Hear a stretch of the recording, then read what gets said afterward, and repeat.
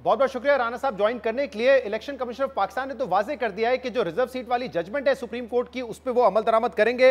अगर कहीं रहनुमाई की जरूरत है सुप्रीम कोर्ट से तो वो भी हासिल करेंगे। अब हुकूमत का क्या फैसला है, आप भी अमल दरामद करेंगे या फैसले के खिलाफ मज़ाहमत जारी रखेंगे? देखें, इलेक्शन कमीशन जो है वो एक इंडिपेंडेंट कॉन्स्टिट्यूशनल बॉडी है, आइनी अदारा है, तो वो अपना फ़ैसला करने में बिल्कुल आज़ाद हैं। अगर वो समझते हैं कि कोई अबहम है तो उसकी क्लैरिटी के लिए वो सुप्रीम कोर्ट से रजू कर सकते हैं और अमल दरामद जो है वो जिस हिस्से पे वो करना चाहें वो कर सकते हैं। बाकी जब ये मामला हुकूमत के पास आएगा तो या पार्लियामेंट के पास आएगा या स्पीकर साहब के पास आएगा तो वो भी एक कॉन्स्टिट्यूशनल ऑफिस है, वो भी इस फैसले का जो है वो जायज़ा लेंगे और जो आइन और कानून का तकाजा है उसके मुताबिक अमल करेंगे। सुप्रीम कोर्ट के हवाले से तो आप लोगों ने नजरसानी की दरख्वास्त दायर की थी, लेकिन कल 2-1 से फैसला आ गया कमेटी का कि जब तक डिटेल्ड ऑर्डर नहीं आता तब तक नजरसानी की जो दरख्वास्त है वो नहीं सुनी जा सकती। तो वहाँ से तो फिलहाल आपको रिलीफ नहीं मिलेगा, क्योंकि सुप्रीम तो बड़ा वाजे है कि 15 दिन में आपने ऑर्डर को इम्प्लीमेंट करना है और तहरीक इंसाफ के लोगों को मौका दिया हुआ है कि वो शामिल होना चाहे तो हो सकते हैं। तो अब आप कह रहे हैं कि जो अगला स्टॉप है वो नेशनल असेंबली है, जहां पे स्पीकर ने अब फैसला करना है कि इन लोगों को नोटिफाई किया जाएगा या नहीं किया जाएगा। मेरा ख्याल है कि सुप्रीम कोर्ट का जो डिटेल्ड डिसीजन है वो जल्द आ जाएगा और विद इन 15 डेज़ ही आ जाएगा। मैं समझता हूँ कि मोअज़्ज़ज़ जज साहबान को भी इस बात का इदराक होगा कि अगर एक पार्टी जो है वो या एक फ्रीक जो है वो उस फैसले से मुतासर है और वो उसके ख़िलाफ़ अपील में आना चाहता है तो उसे मौका मिलना चाहिए, फेयर चांस जो है वो मिलना चाहिए। और वो जब डिटेल डिसीजन के बाद मिलेगा तो उस देर तक, उस वक्त तक जो है वो अमल दरामद के ऊपर भी जो है वो देखा जा सकता है कि इसमें आइनी और कानूनी तकाज़े क्या हैं। नहीं, उस पर तो मेरे ख्याल से वाज़ेह पोजीशन है कि ये आपने इंप्लीमेंट करना है, और ऐसा नहीं लगता राणा साहब कि विद इन 15 डेज वो डिटेल्ड ऑर्डर आ जाएगा, और अगर नहीं आता, ऐसा ही होता है तो फिर अमल दरामद कर लेगी हुकूमत। इसमें जो है वो लीगल टीम से राय ली जानी चाहिए कि ऐसी सूरत में जो है वो डिटेल डिसीजन का इंतज़ार और जो रिव्यू पिटीशन होनी है उसके फ़ैसले का इंतज़ार जो है वो किया जा सकता है, किया जाना चाहिए। तो उसके मुताबिक जो है वो फिर मुतलका जो भी हुकूमत या अगर स्पीकर ऑफिस है तो वो फ़ैसला करेगा।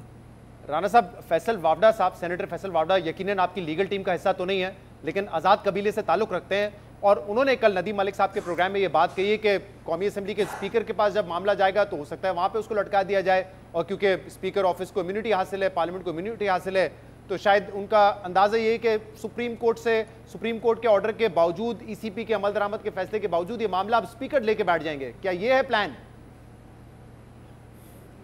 नहीं, देखें, ये तो उनकी राय है ना, इस बारे में स्पीकर साहब के ऑफिस से तो कोई बात नहीं हुई, और जब मामला उनके सामने आएगा तो उसके ऊपर वो अपनी राय कायम करेंगे या उसके ऊपर जो है वो देखेंगे, क्योंकि उन्होंने भी जो है वो आइन के आमतौर पे फैसल वावड़ा साहब अपनी राय नहीं देते, वो जो है बता देते, पेशगोई कर देते हैं कि आगे क्या होने जा रहा है। अक्सर सही भी हुई हैं उनकी पेशगोइयाँ कि आगे क्या प्लान A क्या होगा, B क्या होगा, C क्या होगा। नहीं, देखो, वो अक्सर व बेशतर सही भी हुई है, सही नहीं भी हुई, लेकिन ये क्योंकि मामला जो है वो स्पीकर ऑफिस से मुतल्लक है, इसलिए उस ऑफिस की तरफ से या स्पीकर साहब की तरफ से जब तक इसके ऊपर कोई इजहार नहीं होता या राय नहीं आती तो उस वक्त तक मेरा ख्याल है ये बात जो है ये कब्र अज़ वक्त होगी। अच्छा, आप तो मोहतात अंदाज से बात करें, लेकिन ख्वाजा आसिफ साहब ने कहा है कि हम मज़ाहमत करेंगे। आज मरीम नवाज साहब ने भी कहा है कि हम जो है इसको जो जजेस, सुप्रीम कोर्ट के जजेस वापस लाना चाहते हैं, हम ऐसा होने नहीं देंगे, हम मामलात को डिस्टेबलाइज करने नहीं देंगे। तो वो तो बड़े वाज़ेह पोजीशन ले रहे हैं कि सुप्रीम कोर्ट के फैसले पे अमल दरामद नहीं होगा। देखिए, हम इसके ऊपर बिल्कुल हमारा दो टोक मौक़िफ़ है कि हम आइन का तहफ़्फ़ुज़ करेंगे। अगर आइन एक बात कहता है और कोई दूसरा अदारा कोई और बात कहता है तो हम मुल्क के आइन के साथ खड़े होंगे। इसमें तो कोई दूसरी जो है वो राय नहीं है। आइन की तशरीह जो है वो सुप्रीम कोर्ट करता है, सुप्रीम कोर्ट कोई फैसला दे, उस पर अमल दरामद अगर नहीं होगा तो फिर तो ख्वाजा आसिफ साहब सही कह रहे हैं कि आइनी ब्रेकडाउन होगा, कॉन्स्टिट्यूशनल ब्रेकडाउन, मेल्टडाउन हो जाएगा, तो इसकी जिम्मेदारी तो आप पर आएगी ना। फैसला है सुप्रीम कोर्ट का, अमल करना है, चाहे अच्छा लगे चाहे बुरा लगे। आईनी नहीं शहजाद साहब, अच्छा लगे या बुरा लगे कि वाली कौन सी बात है। सुप्रीम कोर्ट ने जब आइन को अमेंड करने का इख्तियार एक डिक्टेटर को दिया था तो वो आइनी फैसला था। जब सुप्रीम कोर्ट ने जुल्फ़िकार अली भुट्टो को फांसी पर चढ़ाने का फ़ैसला दिया था किसी ताले आज़मा के दबाव में आके, वो सही फ़ैसला था। जब सुप्रीम कोर्ट ने मार्शल लॉ को जो है वो नज़रिया ज़रूरत के तहत जायज़ करार दिया था, वो आइनी फ़ैसला था। उस वक्त भी पूरी कौम और लोग जो है वो आइन के साथ खड़े थे, उन्होंने उन फैसलों को कभी तस्लीम नहीं किया। और बिलाखिर सुप्रीम कोर्ट ने भी बिलाखिर कहा कि हमारे फैसले जो है वो गलत थे जी। तो इसलिए ये चीज़ जो है इससे कोई जो है वो कोई तूफ़ान नहीं आ जाएगा, कोई ज़लज़ला नहीं आ जाएगा। ये चीज़ें जो है एक डेमोक्रेटिक और कॉन्स्टिट्यूशन के तहत चलने वाले मुल्क में जो है ये चीज़ें डिस्कस हो सकती हैं। तो आपने जो मिसालें दी हैं उसकी राय भी आनी चाहिए। ये कोई आमरीत तो नहीं है ना कि कोई आदमी अपनी राय का इजहार नहीं कर सकता। अगर मैं समझता हूँ कि ये चीज़ जो है वो आइन से मुतसादम है तो मेरी उस राय को सुना जाना चाहिए। जो आपने माजी की मिसालें दी है डिक्टेटर के दौर की, उसकी मुमासलत आज के फैसलों से एक तो होती नहीं है। और वो जो फैसले आप बात, सुप्रीम कोर्ट के उन फैसलों पर भी अमल दरामद हुआ। उन्होंने अगर LFO को गैर आइनी इकदाम को इंडोर्स किया तो मामला फिर वैसे ही चलता रहा, बेशक सियासी जमातों की और अवाम की मंशा कुछ और हो। लेकिन यहाँ तो उस एक्सट्रीम का कोई मामला भी नहीं है। उन फैसलों को आइन की तशरीह की, यहाँ कौन सा डिक्टेटर को इंडोर्स किया उन्होंने? नहीं, आइन की तशरीह है ना। आइन तशरीह जो है वो तशरीह में और आइन की एक वाज़े जो है वो मैंडेट या डायरेक्शन के अगेंस्ट जाने वाली बात जो है। अब कल को कोई फोरम जो है वो फैसला कर दे कि जी, या सुप्रीम कोर्ट फैसला कर दे कि शहजाद इकबाल साहब को सुबह जो है वो प्रेसिडेंट का ओथ दिया जाए और इनको इस मुल्क का सदर बना दिया जाए और मुल्क में सदारती निज़ाम जो है वो लागू कर दिया जाए, तो क्या हो जाएगा? आप सुबह हल्फ उठा लेंगे। राणा साहब, आपको 11 जजेस का ये फैसला उतना ही बेतुका लग रहा है जिसकी मिसाल आप मुझे दे रहे कि मुझे कल कोई सुप्रीम कोर्ट कह दे कि आप सदर पाकिस्तान बन गए। मतलब इसको कैसे कंपेयर किया जा सकता है? ये बेतुके का लफ्ज़ तो आप इस्तेमाल कर रहे हैं, लेकिन आप मुझे बताएं कि 3 में और 15 में को आपको फ़र्क नज़र आता है कि 3 की तशरीह 15 हो सकती है? वो तो मामला ही अलग है ना राणा साहब। ये देखिए, ये थोड़ा मेरे ख्याल से आपकी तरफ से सुन्नी इत्तेहाद सुन लें, सुन्नी इत्तेहाद कौंसिल की तशरीह जो है वो PTI हो सकती है। यानी अगर तशरीह जो है, तशरीह और चीज़ है और जो है वो एक वाज़े। अब आप देखें कि 2023 में भी सुप्रीम कोर्ट ने एक फ़ैसला दिया था, वो फ़ैसला सरीहन आइन के ख़िलाफ़ था और उसको इम्प्लीमेंट किया जाना जो है वो मुमकिन नहीं था, तो वो इम्प्लीमेंट नहीं हुआ। तो क्या कोई जो है वो यहाँ पे कोई ये भी आपकी और उस वक्त की हुकूमत की राय थी, कोई तबाही तो नहीं आ गई कि वो गैर आइनी फैसला था? वरना आइन तो बड़ा सिंपली कहता था कि 2 सूबों में 90 दिन के अंदर इलेक्शन होना है। लेकिन उस वक्त पार्लियामेंट सामने आके खड़ी हो गई, पार्लियामेंट ने करारदाद मंजूर की कि नहीं, इलेक्शन नहीं हो सकते। तो आइन ये नहीं कहता। नहीं शहजाद साहब, ये आपकी राय है, आइन ऐसे नहीं कहता। आइन जो है वो यही कहता है कि इलेक्शन जो है वो 4 सूबों में और कौमी असम्बली में वफाक में जो है वो एक ही दफ़ा होने। इस तरह से तो फिर ये नहीं कहता कि कोई भी सूबा जो है वो 6 महीने पहले असम्बली तोड़ के इलेक्शन करवा के तो अगला इलेक्शन जो है वो उसको जो है वो अपनी मर्जी के मुताबिक जो है वो अपनी फेवर में ले जाए। राणा साहब देखिए, आइन ये नहीं कहता ना। उस वक्त आप लोगों ने ये एक्सक्यूज इस्तेमाल किया था, ये टॉक शोज में तो बात होती थी, लेकिन करारदाद ये थी कि ना बजट है क्योंकि बजट एलोकेट नहीं किया गया था इलेक्शंस के लिए, ना सिक्योरिटी के हालात ऐसे कि इलेक्शन करवाए जा सकते 2 सूबों में। ये दो इशूज हैं जिनको सामने रखा था और उस बुनियाद पर कहा गया था कि इलेक्शन नहीं हो सकते। नहीं, जो मैं अर्ज़ कर रहा हूँ ये भी जो है वो मामला था कि उससे जो है वो फिर ऐसी सूरत हाल पैदा होती थी कि जो एक इलेक्शन का जो एक बुनियादी तकाजा है वो डिफीट होता था। राणा साहब, अगर मुझे दो बताएं कि अगर सूबाई ये हुकूमत और सियासी दो सूबाई जमातें इलेक्शन करवा दिए जाते और जी हुकूमत और सियासी जमातें अगर ये फैसला करने लगी कि सुप्रीम कोर्ट का फला फैसला जो है वो आइन के मुताबिक नहीं, हम नहीं मानेंगे, तो फिर इस मुल्क में होगा क्या? तहरीक इंसाफ में जब 5-0 का फैसला आया, जब उन्होंने अदम एतमाद की दिन उन्होंने आर्टिकल 5 लगाने का फैसला कर दिया कि आर्टिकल 5 के तहत असेंबली डिसॉल्व कर रहे हैं, उस वक्त तहरीक इंसाफ भी खड़ी हो जाती, कहती हम नहीं मानते, गैर आइनी फैसला है। ये फैसले अगर सियासी जमातों और हुकूमतों को दे दिए जाए तो फिर तो वाकई मुल्क में आइनी ब्रेकडाउन हो जाएगा ना। बिल्कुल ठीक कह रहे हैं ख्वाजा आसिफ साहब। तो नहीं, तो अगर नहीं सुन लेना, ये आप सिर्फ सियासी जमातों की तरफ ही क्यों जो है वो अपना जो है वो आप बात को जो है वो ला रहे हैं। अगर सुप्रीम कोर्ट जो है वो एक ऐसा फ़ैसला दे दे जो कि आइन के जो है वो सरीहन ख़िलाफ़ हो, तो जिन लोगों ने आइन के तहफ़्फ़ुज़ का हलफ लिया हुआ है तो वो फिर कहाँ पे खड़े होंगे? उनका भी तो कोई किरदार है। वो अब और सारे जो आइनी अदारे हैं, क्या इलेक्शन कमीशन एक कॉन्स्टिट्यूशनल इंस्टीट्यूशन नहीं है? स्पीकर का ऑफिस नहीं है? बाकी इस मुल्क में अदारे नहीं हैं? क्या सब लोगों ने आइन के तहफ़्फ़ुज़ की जो है आप ये कह रहे हैं राणा साहब कि अगर ऐसे फैसले आए सुप्रीम कोर्ट से तो फिर सुप्रीम कोर्ट के जजेस को डायरेक्ट धमकियां दी जाएंगी? ये कहा जाएगा कि अगर आप इमरान खान को लाने की कोशिश कर रही हैं, उन पे इल्ज़ाम लगाया जाएगा पहले कि आप उनको लाने की कोशिश कर रहे हो, ये कहा जाएगा कि आईनी हाथों से निपटा जाएगा। मतलब अब ये है कि मामला जजमेंट पे तनकीद से पहले पहुंचा जजेस पे तनकीद पर, और अब जजेस को धमकियां दी जा रही हैं कि आईनी हाथों से निपटा जाएगा। नहीं देखें, जजेस पे जो तनकीद करने वाले लोग हैं, जो जजेस के फ़ैसलों की बुनियाद के ऊपर जो जिस किस्म की जो है वो ट्रोलिंग कर रहे हैं। अब आप देखें ना कि चीफ़ जस्टिस के मतलब चीफ़ जस्टिस जो है वो क्या वो कॉन्स्टिट्यूशनल ऑफिस नहीं है? उनकी कोई इज़्ज़त, कोई मर्तबा, कोई एहतराम नहीं है? उनके मतलब जो गुफ्तगू हो रही है वो आपने नहीं सुनी कल की?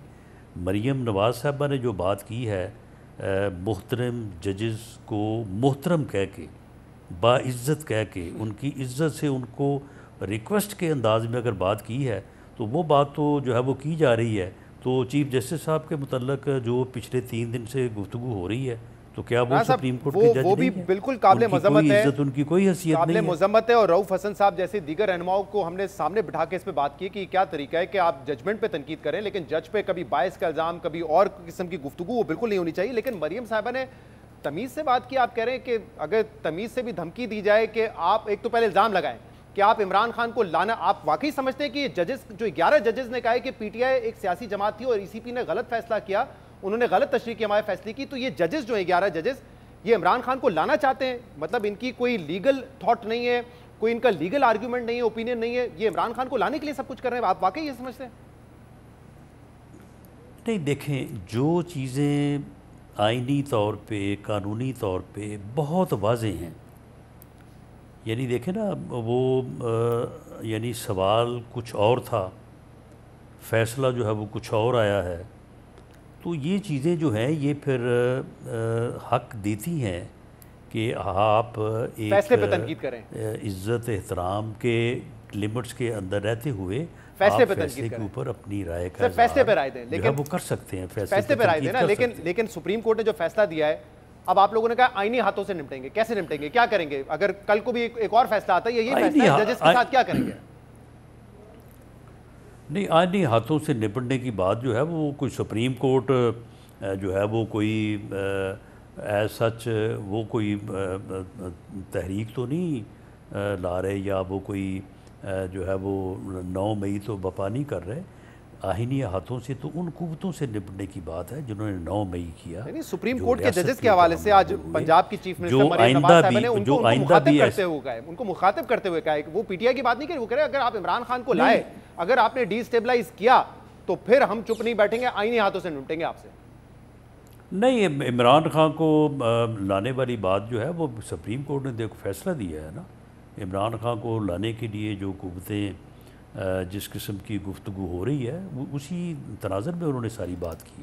राणा साहब देखिए, पीटीआई का जो रिकॉर्ड है और काजी फैज़ ईसा साहब के हवाले से भी उन्होंने जो कंटेम्पचुअस गुफ्तगू की है गलत है, लेकिन आप लोगों का भी रिकॉर्ड अच्छा नहीं है ना। देखिए, एक पनामा बेंच था, उसके हवाले से आपका था कि देखिए उस वक्त वो गठजोड़ था एस्टैब्लिशमेंट के साथ, मॉनिटरिंग जज था, समझ आता है। फिर आपने 2 सर्विंग जजेस उस वक्त के थे, उनके बारे में जलसे में तस्वीर लगा के उनके ऊपर तनकीद की। फिर जब जस्टिस बंदियाल साहब 90 दिन में इलेक्शन कराने की बात कर रहे थे तो आपने अमल दरामद नहीं किया। इस्लामाबाद हाई कोर्ट के 6 जजेस का खत आता है तो आप वहाँ पे 6 जजेस के खिलाफ तहरीक शुरू कर देते हैं, उनके खिलाफ बयानात आपके वुज़रा देना शुरू कर देते हैं। फिर अब यहाँ फैसला आया सुप्रीम कोर्ट के 11 जजेस का, तो यहाँ पे तनकीद शुरू हो गई है। मतलब आप लोग भी कहीं रुकने का नाम नहीं ले रहे। आप लोग कहते हैं कि हम जमहूरी लोग हैं, ये कैसी रविश आप लेकर आ रहे हैं कि जो जज आपके खिलाफ फैसला देगा, साकिब निसार से लेकर काजी फैज़ ईसा साहब के कोर्ट तक, तब आप उन पर तनकीद शुरू कर देंगे और कहेंगे आईनी हाथों से निपटेंगे? देखिए, जब फिर इस किस्म की बातें होती रहेंगी, साकिब निसार की जो वो अपना ऑडियो जो है वो मंजर आम पे आई है, जिसका जो है वो एक तनकीद जिसकी तरदीद नहीं की जा सकी, उसमें वो क्या कह रहे हैं, वो जिसके साथ गुफ्तगू कर रहे हैं, गालिबन तारक रहीम के साथ गुफ्तगू कर रहे हैं, उसमें वो मरीम नवाज साहबा का नाम लेके कौन सा लफ्ज़ इस्तेमाल कर रहे हैं, आपने सुना है? तो फिर आप मुझे ये कह रहे हैं कि जी फिर हम उनकी इस लेवल की गुफ्तगू का और फिर वो जज साहबान जिन्होंने इमरान खान को कहा कि भाई तुम किधर भागे फिर रहे हो, इधर हमारे पास लेके आओ एप्लीकेशन, हम तुम्हारा जो है वो काम करते हैं। देखिए ये सारी चीज़ें जो है ना, ये सारी